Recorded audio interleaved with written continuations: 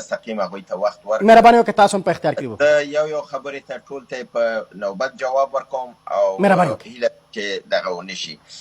اول خو دا دی چې تاسو د مېلمه بیچاره دومره مه پچقوئ، ځکه موږ تاسو د پاکستان حالات معلوم دي. هلته نظام د پنجابیانو دی.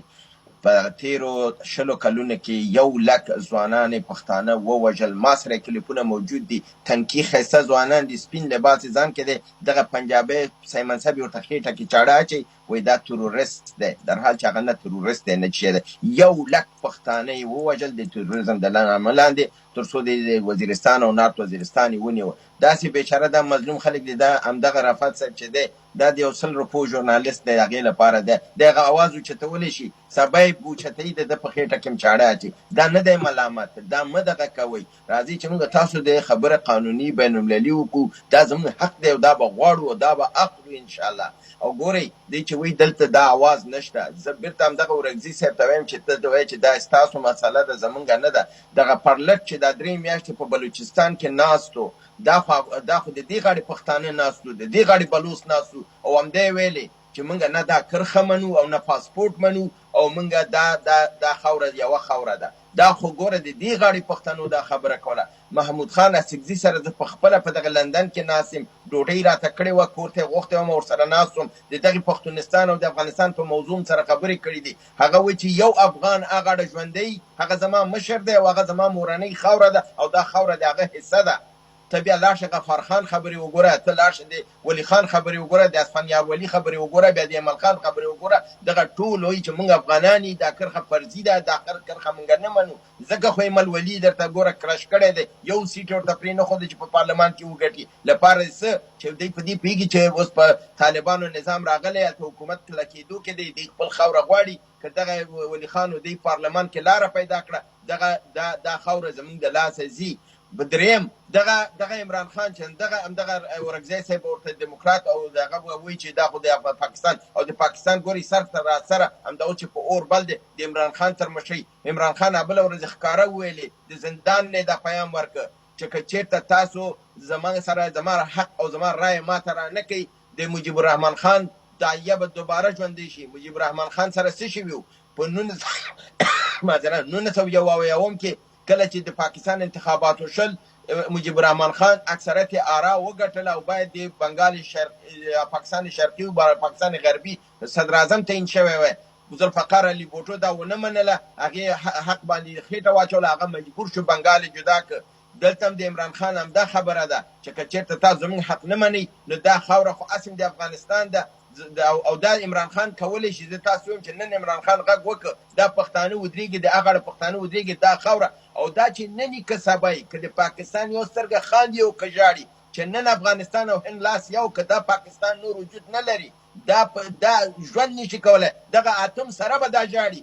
موږ د اتم باوجود روس ونه وهه، موږ د اتم باوجود امریکا ونه وهله، همدغه امریکا ته پاکستانیانو ګونډې ونه وهلې. د مشرف په کتاب کې دا نه دي راغلي چې دوی خپل لورې ښځې خرڅې کړي. زما څنګه داسې یو بې غیرته افغان دلته ما سره کیني وایي چې زه په قوم افغان یم، خو اوس افغان نه یم. ته څنګه د خپل افغانیت نه تېرېږې، خپل د غیرت نه تېرېږې، هغسې یو بې غیرته سره ودرېږي چې هغه خپل خور و مور نه پېژني. عافیه صدیقي ورکړله، بیچاره تباه او برباد شو. نن طالب بې غیرت کوي، خو دغه بې غیرته پنجابی بې غیرت نه کوي. بل راځم دې ته د حقوقي نقطې نظر نه. دوی وایي چې د افغانستان حکومت کله چې 1940 کې پاکستان جوړ شو، په 1940 کې افغانستان کې جرګه وشوله او په هغې جرګه کې د هاشم خان په وخت کې وه، په دغې جرګه کې یو فیصله وشوله چې موږ د ډیورند کرښه نه پېژنو. پاکستان حکومت چې دی دا موږ په رسمیت نه پېژنو. او ملګرو ملتونو کې هم د افغانستان استازي د سردار عزیز خان زوی سردار حسین خان دا خبره هلته نماینده و، هغه وکړله چې موږ دا موضوع لا حل نه ده، دا موضوع زموږ د انګلیسانو سره ده. تاسو څنګه زموږ خاوره پاکستان په نامه باندې کړله؟ موږ پاکستان په رسمیت نه پېژنو. نن پاکستانیان موږ ته وایي چې تاسو ولې موږ په رسمیت نه پېژندلو؟ موږ خو تاسو ځکه په رسمیت نه پېژندلی چې دا خاوره زموږ وه، دا خاوره زموږ ده او دا خاوره به موږ اخلو، که نن یې که سبا یې اخلو. او د ټول د دې غاړې او د هغې غاړې ملت موږ سره ولاړ دی. دا زه درته په یقین سره وایم د پاکستان حالت خراب دی. هغه نه به پې هند راننوځي، دې غاړې نه به پې زه راورننوځم او د دغې اتم سره به دا ټوټې کېږي. د دې کې زما هېڅ شک نشته.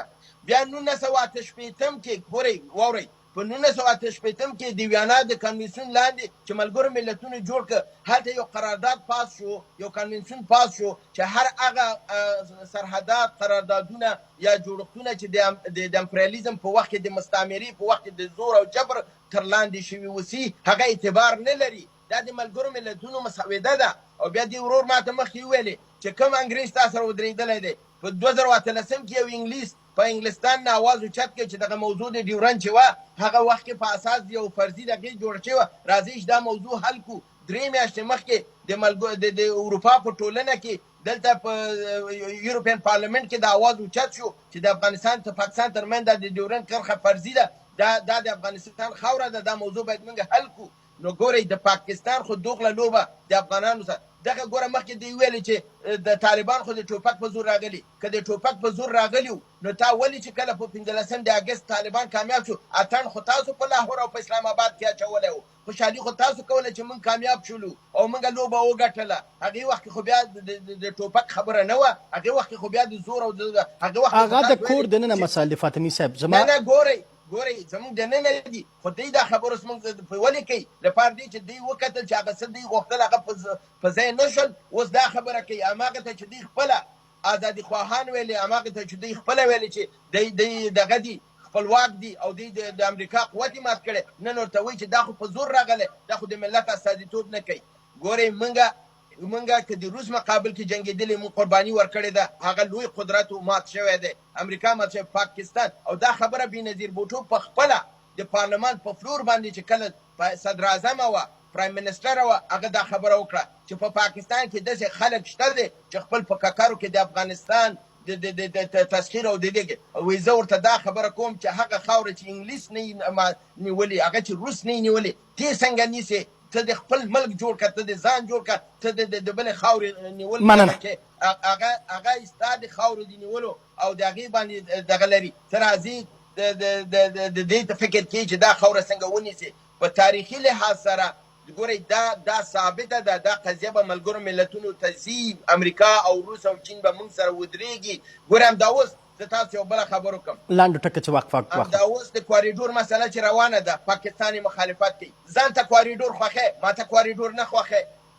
بل انتقاد دا وکړه، عاصم منیر وکړه دا انتقاد چې چینایانو موږ سره مشوره ونه کړه، ولې طالبان یې په رسمیت وپېژندل؟ ولې زه ستا د پلار زوی یم چې ته زما تصمیم نیسې او چینایانو ته وایې چې ولې تا په رسمیت وپېژندل؟ دنیا به ټول راځي ما به په رسمیت پېژني، زما حکومت به په رسمیت پېژني. افغانان د ستا نه مخکې په تاریخ کې کله جوړ نه وي چې افغانستان د ملګرو ملتونو عضو د لیګ اف نیشن 1935 نه ممبرشپ یې درلوده او د یونایټډ نیشن ممبرشپ 1945 چې کله د اساس جوړ شو او اولینه جلسه 1946 کې وشوه، افغانان یې عضو، ته لا جوړ هم نه وي.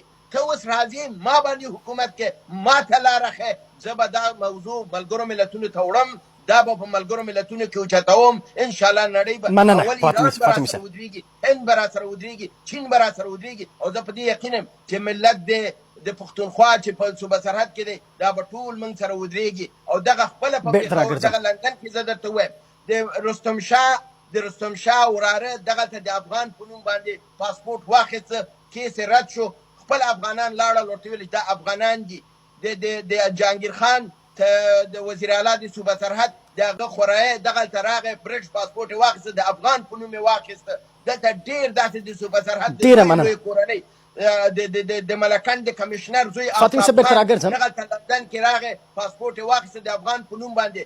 او ټول افغانانو تایید په دې کړه چې رښتیا دا افغانان دي، دا خاوره زموږ ده او دا دوی حق لري چې په لندن کې د افغاني کیس وکړي. نو همدغه ستا نګران صدر اعظم کاکړ همدغه په لندن کې افغاني بنیاد باندې کیس کړی دی او په حافظان افغان ورکړی دی، یو پنجابیانو ورکړې ده، هغې ته دا ودرېږي. په لحاظه دا ثابته ده چې د پېښور بلوچستان خلک زموږ سره دي، دا به ودرېږي، لوی افغانستان به جوړېږي انشاءالله.